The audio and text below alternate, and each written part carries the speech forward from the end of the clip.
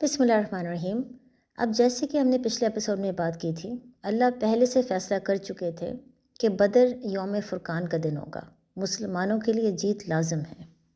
اب ان آیات میں اللہ بتا رہے ہیں کہ اس دن مسلمانوں کو کامیابی دینے کے لیے اللہ نے کیا کیا معجزات دکھائے، بلکہ اس سے دوبارہ ہم وہی بات سمجھ سکتے ہیں کہ چاہے بدر ایک بہت بڑی کامیابی تھی اسلام کے لیے، مسلمانوں کے لیے،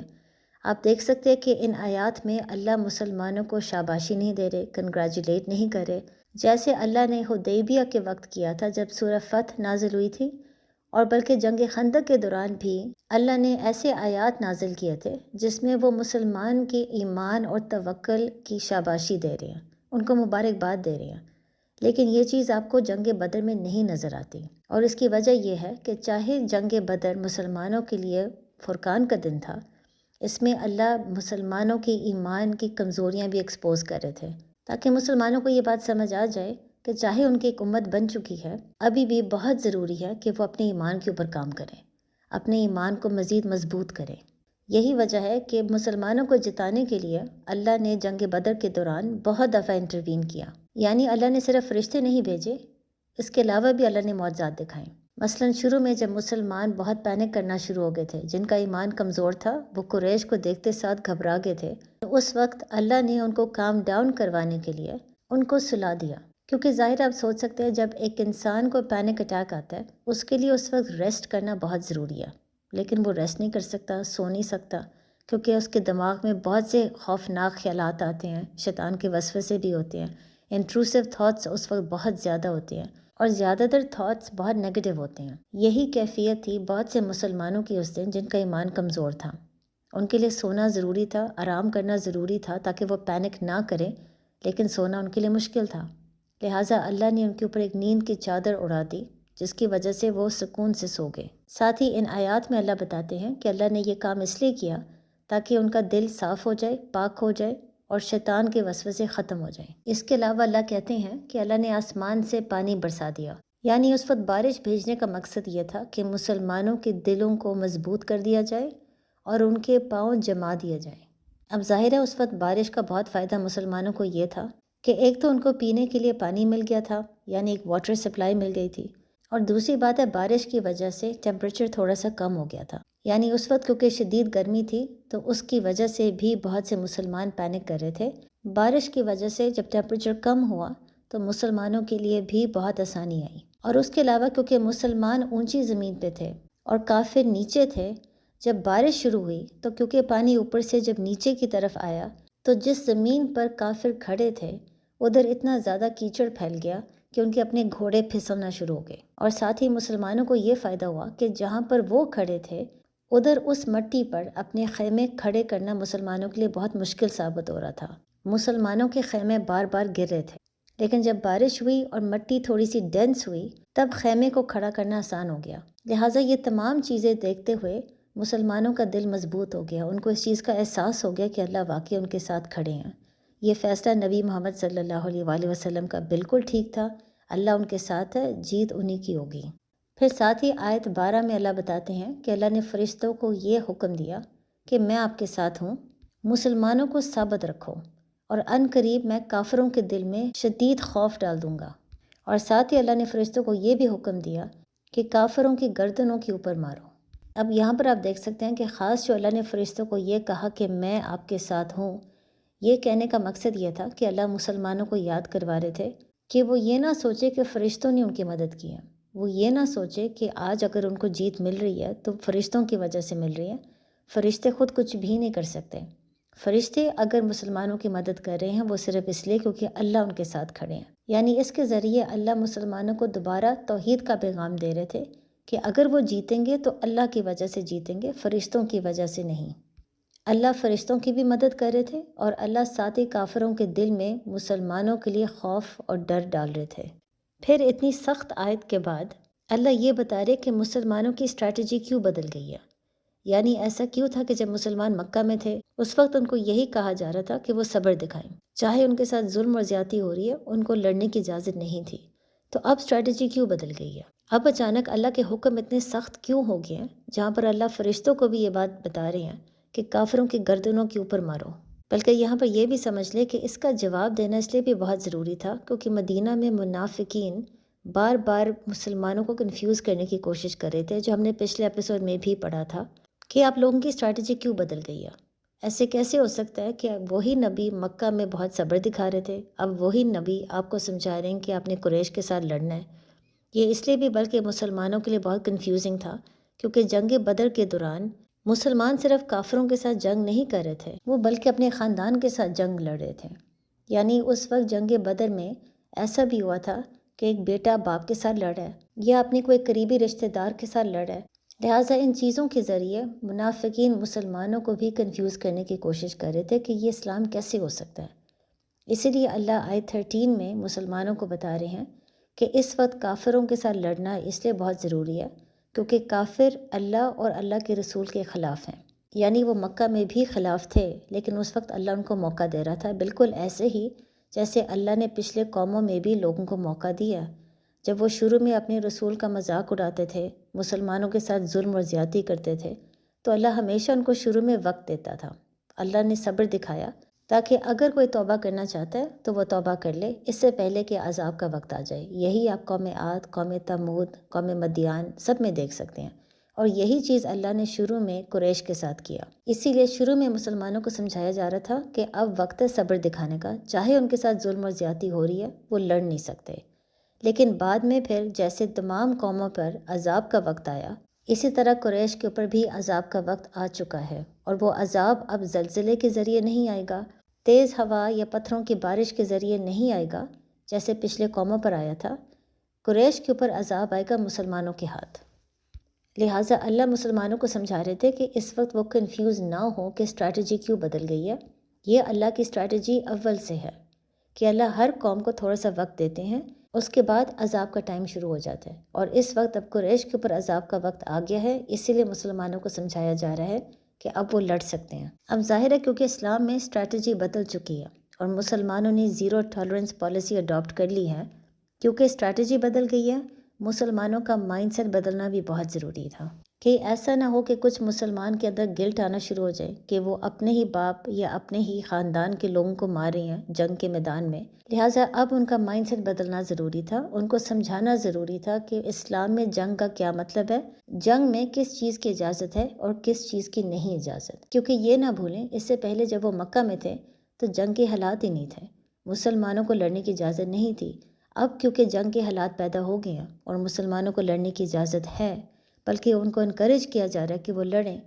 لہٰذا اب اللہ ان کو سمجھا رہے ہیں کہ جنگ کی صورت میں کس چیز کی اجازت ہے اور کس چیز کی اجازت نہیں۔ لہٰذا سب سے پہلے مسلمانوں کو سمجھایا جا رہا ہے آیت 15 اور 16 میں کہ مسلمانوں کو جنگ کے میدان میں دشمن سے بھاگنے کی اجازت نہیں، چاہے ان کو لگے کہ وہ جنگ جیت نہیں سکتے، دشمن بہت طاقتور ہے، جو مرضی ہو جائے،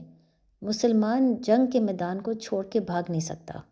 ساتھ ہی اللہ مسلمانوں کو سمجھا رہے ہیں کہ وہ یہ نہ سوچیں کہ وہ اپنے باپ یا بیٹے یا خاندان والوں کے ساتھ لڑ رہے ہیں، وہ کافروں کے ساتھ لڑ رہے ہیں، وہ اللہ کے دشمن کے ساتھ لڑ رہے ہیں، اور ساتھ ہی وہ اپنے آپ کو ڈیفینڈ کر رہے ہیں۔ لہٰذا اللہ سختی سے ان کو سمجھا دیتا ہے کہ جو مسلمان جنگ کے میدان کو چھوڑ کے بھاگے گا اس کے اوپر سخت عذاب آئے گا۔ ہاں یہ ضرور ہے کہ مسلمان جنگ کے میدان کو چھوڑ سکتے ہیں صرف دو صورتوں میں۔ پہلی صورت یہ ہے کہ اگر یہ ایک وار کی اسٹریٹجی ہے، یعنی اگر مسلمان اس وقت جنگ کے میدان سے بھاگ رہے ہیں صرف اس لیے کیونکہ وہ دشمن کو کنفیوز کرنا چاہ رہے ہیں، اور جب دشمن کنفیوز ہو جائے گا، جب دشمن کو لگے گا کہ وہ جیت گئے ہیں، تو اچانک مسلمان دوبارہ ان کے اوپر حملہ کریں گے، تو پھر ٹھیک ہے، پھر جائز ہے، کیونکہ مسلمان گھبرا کر دشمن سے نہیں بھاگ رہے، یہ ایک وار اسٹریٹجی ہے۔ دوسری صورت یہ ہے کہ اگر مزید فوج آ رہی ہے مسلمانوں کی مدد کے لیے اور مسلمان اس وقت جنگ کے میدان کو چھوڑ دیتے ہیں، واپس آتے ہیں صرف اس لیے کیونکہ انہوں نے اس فوج کے ساتھ مل کے دوبارہ دشمن کے اوپر اٹیک کرنا ہے، تو اس کی بھی اجازت ہے۔ لیکن خوف میں، ڈر میں جنگ کے میدان کو چھوڑ کے بھاگ جانا کیونکہ آپ کو اپنی زندگی زیادہ عزیز ہے، اس کی بالکل اجازت نہیں ہے۔ بلکہ اس وقت یہ جو تمام باتیں اللہ مسلمانوں کو سمجھا رہے ہیں، یہ صرف اس لیے ضروری نہیں تھا کیونکہ منافقین بار بار مسلمانوں کو کنفیوز کرنے کی کوشش کر رہے تھے، یہ اس لیے بھی ضروری تھا تاکہ مسلمانوں کو اللہ یاد کروا رہے تھے کہ جنگ بدر پہ جو جیت تھی وہ ان کی نہیں تھی، وہ اللہ کی جیت تھی، وہ اسلام کی جیت تھی۔ یعنی اس کے ذریعے اللہ مسلمانوں کو یاد کروا رہے تھے کہ یہ وقت نہیں ہے کہ مسلمانوں کے اندر غرور آ جائے، وہ اپنے آپ کو بہت بڑی چیز سمجھنا شروع ہو جائے۔ اس لیے اللہ ان کو یاد کروا رہے آیت 17 میں کہ مسلمانوں نے کافروں کو قتل نہیں کیا، اللہ نے کیا۔ اس وقت جنگ میں نبی نے نہیں پھینکا، اللہ نے پھینکا، تاکہ اللہ مسلمانوں کو آزما سکیں۔ اللہ ہر چیز سنتا ہے، اللہ ہر چیز جانتا ہے۔ اب یہاں پر اللہ ایک اور معجزے کا ذکر کر رہے ہیں۔ جب جنگ کے شروع میں نبی محمد صلی اللہ علیہ وآلہ وسلم نے اپنے ہاتھ میں تھوڑی سی مٹی لے کر کافروں کی طرف پھینکا، جیسے انہوں نے پھینکا کافروں کی آنکھوں میں اتنی مٹی آ گئی کہ ان کے لیے دیکھنا مشکل ہو گیا تھا، اور اس کی وجہ سے ان کے دل میں مزید خوف آ گیا۔ یہ بھی ایک معجزہ تھا جو اللہ نے کیا تھا تاکہ مسلمان مزید مضبوط ہو جائیں اور کافر کمزور پڑ جائیں۔ لیکن آیت میں اللہ بتا رہے ہیں کہ نبی نے نہیں پھینکا، وہ اللہ نے پھینکا۔ یعنی اس کے ذریعے اللہ سمجھا رہے تھے کہ یہ ایک معجزہ تھا جو اللہ نے کیا تھا، تاکہ مسلمانوں کو دوبارہ یہ بات سمجھ آ جائے کہ یہ جیت اللہ کی جیت ہے، یہ وقت غرور کا نہیں ہے۔ لیکن ساتھ آپ آیت میں یہ بھی دیکھ سکتے ہیں کہ اللہ بتاتے ہیں اللہ نے یہ تمام معجزات اس لیے دکھائے تاکہ مسلمانوں کو اللہ آزما سکیں۔ لیکن یہاں پر اس وقت کون سی آزمائش کا ذکر ہو رہا ہے؟ اللہ مسلمانوں کو سمجھا رہے تھے کہ یوم فرقان اس لیے بہت ضروری تھا تاکہ کافروں کو ایک بہت سٹرونگ میسج ملے کہ اللہ مسلمانوں کے ساتھ ہے، اللہ ان کے ساتھ نہیں ہے۔ ہر انسان کے دل میں شک ختم ہو جائے اور سب سمجھ جائیں کہ حق کیا ہے۔ لیکن ساتھ ہی یوم فرقان مسلمانوں کے لیے ایک آزمائش کا وقت تھا۔ مسلمان یہ نہ سوچے کہ کیونکہ اللہ ان کے ساتھ ہے اور کیونکہ وہ یوم فرقان ان کو مل گیا ہے، وہ جیت کے ہیں، اس کا مطلب ہے اب جو مرضی وہ کریں ہمیشہ جیت ان کی ہوگی۔ اب ذکر کرنے کی ضرورت نہیں ہے، بہت زیادہ جہاد اور محنت کرنے کی ضرورت نہیں ہے، اب ہمیشہ جیت ان کی ہوگی کیونکہ اللہ ان کے ساتھ ہے۔ اس یوم فرقان کی بنیاد پر مسلمان اب دنیا سے محبت نہ کرنا شروع ہو جائیں۔ یعنی یہ ایک آزمائش اس لیے تھا تاکہ اللہ اس کے ذریعے مسلمانوں کو سمجھا رہے تھے کہ جہاں پر فیلئر، جہاں پر مشکل وقت بھی آزمائش ہے، کامیابی بھی اتنی ہی بڑی آزمائش ہے۔ لہٰذا کوئی بھی مسلمان اس وقت یہ نہ سوچے کہ اس کی اپنی محنت کی وجہ سے وہ جیتا ہے۔ جیت اس کی صرف اللہ کی وجہ سے ہوئی ہے۔ اس نے محنت ضرور کی ہوگی لیکن اللہ کی مدد کے بغیر جیت ناممکن تھا۔ لہٰذا اللہ ان کو بار بار سمجھا رہے ہیں کہ اللہ ہر چیز پر قادر ہے، اللہ سب کچھ سنتا ہے، اللہ ہر چیز جانتا ہے۔ جو بھی اس وقت مسلمان بول رہے ہیں اللہ سن رہا ہے، اور جو بھی ان کے ذہن میں خیالات آ رہے ہیں وہ بھی اللہ جانتا ہے۔ لہٰذا یہ وہ وقت ہے کہ مسلمان اپنے دل کا جائزہ لے اور اپنے دل کو صاف کرے۔ اور یہ اس لیے بھی بہت ضروری تھا، جیسے میں نے آپ کو پہلے بھی بتایا ہے کہ مسلمانوں نے مکہ میں مشکل وقت تو ضرور دیکھا تھا، صبر سیکھا تھا، وہ جانتے تھے کہ مشکل وقت کو کیسے ہینڈل کرنا ہے، لیکن کامیابی کو ہینڈل کیسے کرنا ہے وہ اب سیکھ رہے ہیں۔ لہٰذا اللہ ان کو بتا رہے ہیں کہ جس کے دل میں تھوڑا سا غرور آ رہا ہے یا جو اپنے اوپر بہت فخر محسوس کر رہا ہے، وہ فوراً توبہ کر کے اپنا دل صاف کر لیں۔ وہ اپنے آپ کو یاد کروائے کہ یہ جیت اور اس کے بعد جتنی بھی دفعہ وہ جیتیں گے، ہر جیت اللہ کی ہے، اسلام کی ہے، مسلمان کی نہیں۔ اور ساتھ مسلمان یہ بھی یاد رکھیں کہ ہر جیت صرف اللہ کی مدد کی وجہ سے ممکن ہوتا ہے، انسان کی بس کی بات نہیں ہوتی۔ پھر مسلمانوں کو سمجھانے کے بعد اللہ آیت 18 میں کافروں کو کہتے ہیں کہ اگر وہ کامیابی کی دعا مانگ رہے تھے، اگر وہ کامیابی حاصل کرنا چاہ رہے تھے تو وہ دیکھ لے کامیابی آ چکی ہے۔ یعنی اب وہ خود فیصلہ کرے کہ کیا انہوں نے اسلام کا ساتھ دینا ہے یا ابھی بھی اپنے بتوں کی پوجا کرنا ہے۔ یعنی اللہ یہ بات اس لیے کر رہے تھے کیونکہ جنگ بدر کے شروع ہونے سے پہلے نبی محمد صلی اللہ علیہ وآلہ وسلم اللہ سے کثرت سے دعا مانگ رہے تھے، لیکن ساتھ ہی قریش کے لوگ اور ابو جہل بھی اللہ سے دعا مانگ رہے تھے۔ اب یہ اس لیے حیرانگی کی بات ہے کیونکہ جنگ بدر سے پہلے ایک وقت ایسا آیا تھا کہ کسی نے ابو جہل سے نبی محمد صلی اللہ علیہ وآلہ وسلم کے متعلق سوال پوچھا، اور ابو جہل نے یہ کہا کہ وہ ہمیشہ سے سچے انسان ہیں، انہوں نے کبھی بھی جھوٹ نہیں بولا۔ یعنی یہ بات کہنے سے وہ مان رہے تھے کہ اگر نبی اپنے آپ کو اللہ کا رسول کہہ رہا ہے تو پھر لازماً وہ اللہ کے رسول ہی ہوں گے، انہوں نے آج تک کبھی جھوٹ نہیں بولا۔ لیکن پھر اگر ایسی بات ہے تو پھر ابو جہل نبی محمد صلی اللہ علیہ وآلہ وسلم کو کیوں نہیں ایکسیپٹ کر رہے تھے؟ صرف ٹرائبل سٹیٹس کی وجہ سے۔ نبی کیونکہ بنو ہاشم میں سے تھے، ابو جہل جانتے تھے کہ اگر وہ نبی کو ایکسیپٹ کر لیں گے اس کا مطلب پھر یہ ہوگا کہ بنو ہاشم کا سٹیٹس تمام قبیلوں میں سب سے زیادہ ہوگا، وہ سب سے طاقتور قبیلہ بن جائے گا، اور یہ ابو جہل ایکسیپٹ نہیں کر سکتے تھے۔ لیکن پھر ہم یہ سوال پوچھ سکتے ہیں کہ اگر ابو جہل جانتے تھے کہ نبی اللہ کے رسول ہیں تو جنگ بدر سے پہلے وہ اللہ سے کیوں دعا مانگ رہے تھے کہ اللہ ان کو کامیابی دے۔ ظاہر ہے اللہ اپنے رسول کو کامیابی دے گا۔ ابو جہل نے یہ کیسے سوچ لیا کہ اللہ اپنے رسول کو چھوڑ کے ابو جہل اور قریش کو کامیابی دیں گے؟ بلکہ خاص طور پہ ابو جہل نے اللہ سے اس وقت یہ دعا مانگی کہ اللہ اس گروہ کو کامیابی دے جو سب سے صالحین ہے، جو سب سے بہتر ہے، اور وہ گروہ جو رشتہ داروں کو اکٹھا کر کے رکھتا ہے۔ یعنی ابو جہل چاہے وہ دل میں مان گئے تھے کہ نبی اللہ کے رسول ہیں، شیطان کے وسوسوں کی وجہ سے، اپنے غرور کی وجہ سے انہوں نے نبی کو ایکسیپٹ نہیں کیا، اور ساتھ ہی اپنے فیصلے کو جسٹیفائی کرنے کی کوشش کی ہے، یہ کہتے ہوئے کہ کیونکہ وہ رشتہ داروں کو اکٹھا کرتے ہیں اور نبی نے اسلام کی وجہ سے رشتہ داروں کو آپس میں لڑا دیا ہے، اس لیے اللہ قریش کے ساتھ ہے، اپنے نبی کے ساتھ نہیں۔ یعنی آپ خود سوچ سکتے ہیں اس میں کوئی لاجک نہیں ہے، لیکن جب انسان کے اندر غرور بہت زیادہ آ جاتا ہے اور وہ شیطان کے وسوسے جان بوجھ کے سنتا ہے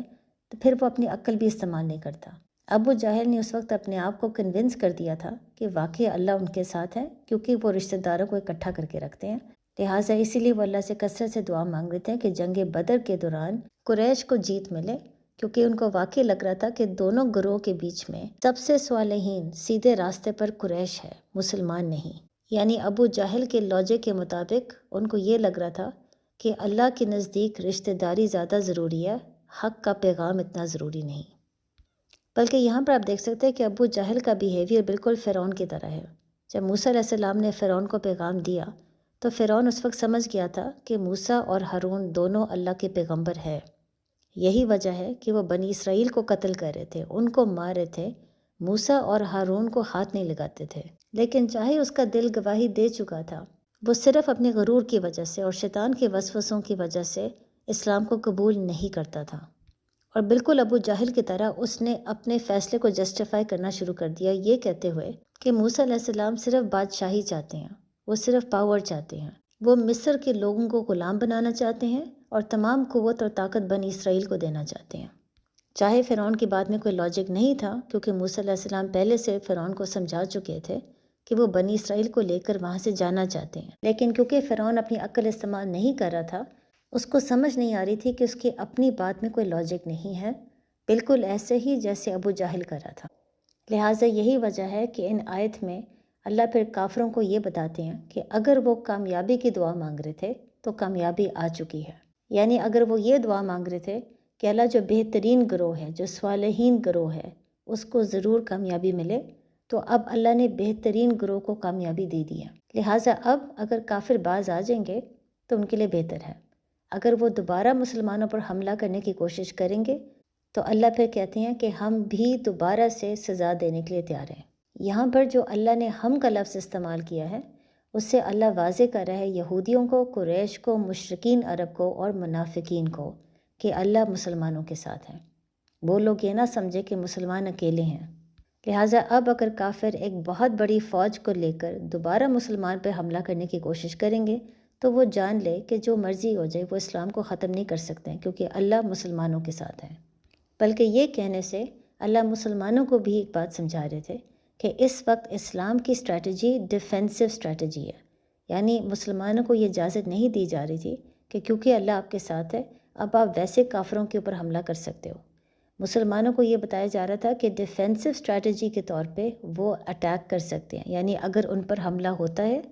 تو وہ ڈیفینسو اسٹریٹجی کے طور پہ اٹیک کر سکتے ہیں، لیکن ویسے نہیں۔ پھر اس کے بعد آپ دیکھ سکتے ہیں کہ اللہ اگلی آیات میں دوبارہ مسلمانوں کو سمجھا رہے ہیں کہ وہ مزید کیا سیکھ سکتے ہیں، وہ اپنے ایمان کو مزید مضبوط کیسے بنا سکتے ہیں۔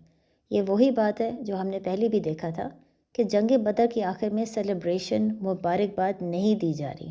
بلکہ بار بار اللہ ان کو سمجھا رہے ہیں کہ کہاں پر مسلمان غلط ہے، کہاں پر ابھی بھی ان کے ایمان میں کمزوری ہے، تاکہ وہ اپنے آپ کو ٹھیک کر سکیں۔ اللہ ان کو یاد کروا رہے ہیں کہ جنگ بدر میں وہ جیت کے تھے صرف اس لیے کیونکہ اللہ نے ڈائریکٹلی انٹروین کیا۔ اللہ فیصلہ کر چکے تھے کہ مسلمانوں کی جیت ہوگی۔ اللہ نے ان کی بہت سی کمزوریوں کو چھپا لیا تھا، لیکن اگلی دفعہ ایسا نہیں ہوگا۔ یوم فرقان کا دن آ چکا ہے، اس کے بعد جتنی بھی جنگیں ہوگی، اگر مسلمانوں کا ایمان کمزور ہوگا، نبی کی وہ بات نہیں سنیں گے، ان کے دل میں غلط قسم کے خیالات آئیں گے، تو جیت ان کی پھر نہیں ہو سکتی۔ اسی لیے اللہ مسلمانوں کو خبردار کرے کہ منافقین کی طرح بیہیو نہ کرے، یہ نہ کہیں کہ ہم نے سن لیا ہے، جب اصل میں انہوں نے کوئی بات نہیں سنی۔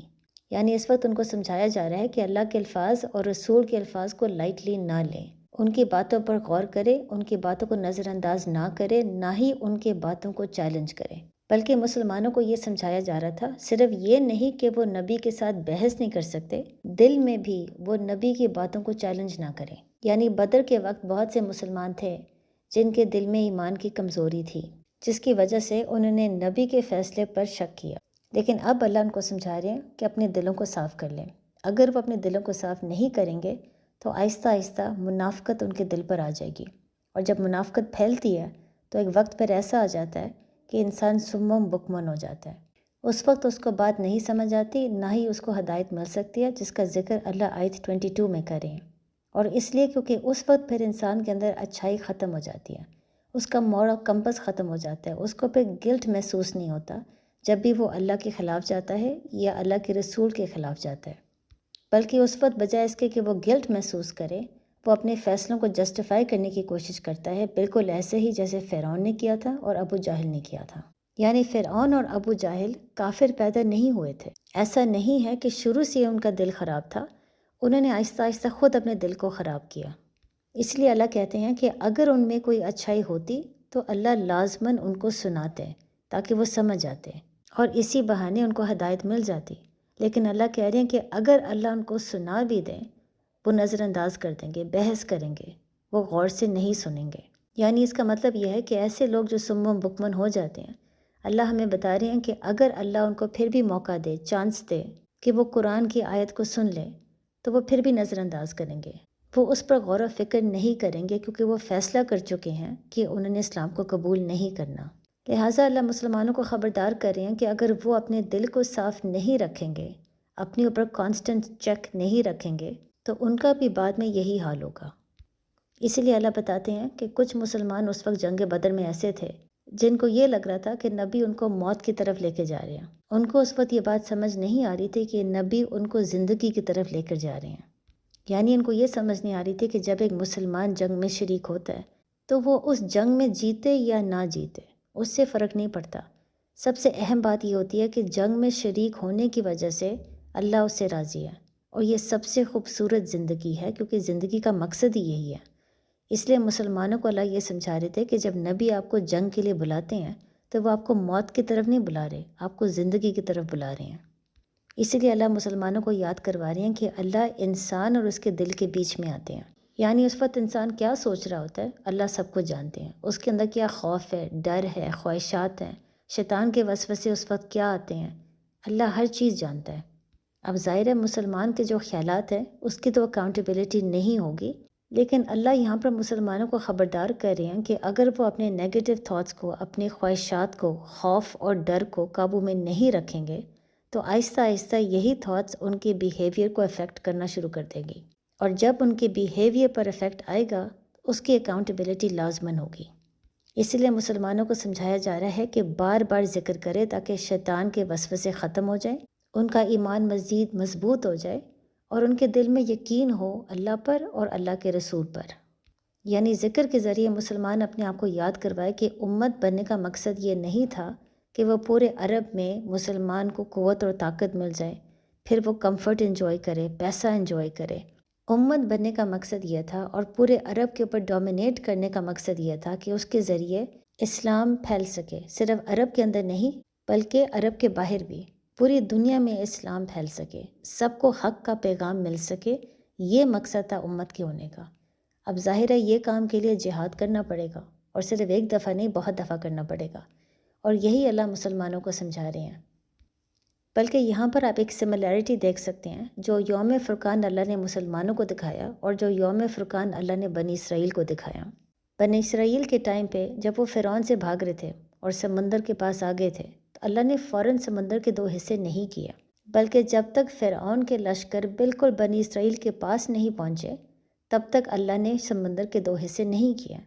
اس وقت بھی بنی اسرائیل کو بہت غلط قسم کے خیالات آ رہے تھے، وہ اپنے رسول کو ڈاؤٹ کرنا شروع ہو گئے تھے، ان کو لگ رہا تھا کہ جو رسول کا فیصلہ تھا فرعون سے بھاگنے کا وہ غلط تھا، اور اب رسول کی وجہ سے سب کو موت ملے گی۔ بالکل ایسے ہی جیسے جنگ بدر کے وقت پہ کچھ ایسے مسلمان تھے جن کا ایمان کمزور تھا اور ان کو نبی کے فیصلوں پر شک تھا، ان کو لگ رہا تھا کہ نبی کے غلط فیصلے کی وجہ سے آج ان کو موت ملے گی، لہٰذا جب فرعون کے لشکر بالکل قریب آ گئے اور بنی اسرائیل کو اس طرح کے غلط خیالات آنا شروع ہو گئے، تب اللہ نے سمندر کے 2 حصے کیے، تاکہ اس یوم فرقان کے ذریعے اللہ بنی اسرائیل کو سمجھا رہے تھے کہ ابھی بھی ان کی ایمان میں کمزوری ہے،